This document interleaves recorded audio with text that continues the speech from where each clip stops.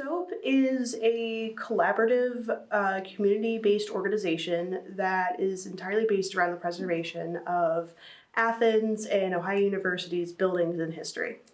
Our main goals are to make as many people informed about the history and the happenings of buildings around Athens and on the university property, as well as to preserve as much of that as we can, both history that is lost and history that's being made today. So SOAP started in the fall semester of my freshman year, which was last year.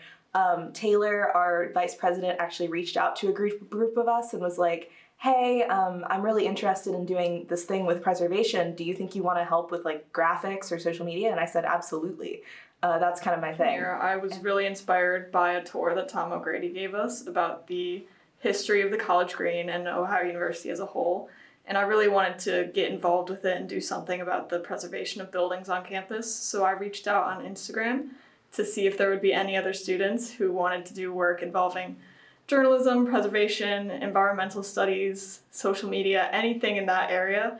And I got a few responses from our now exec board, and so we decided to build it from there.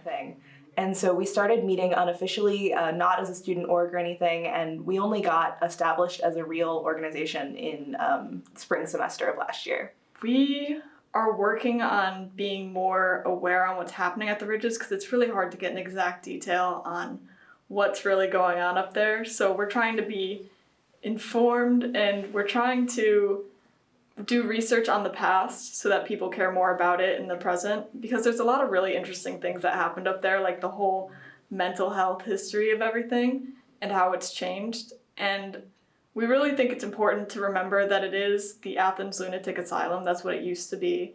And the Ridges is just a name for really the land. I feel like the history of the asylum is really important and that should be shared more. So we disagree with the university's policy on deferred maintenance, where they decide to give up on a building effectively a few years before they decide to tear it down.